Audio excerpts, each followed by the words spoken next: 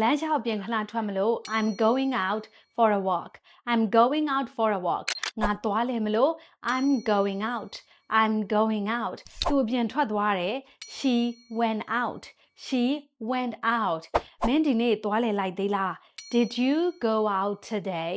Did you go out today ဒီစနေတနင်္ဂနွေငါသွားလေမယ်လို့စီစဉ်ထားပါတယ်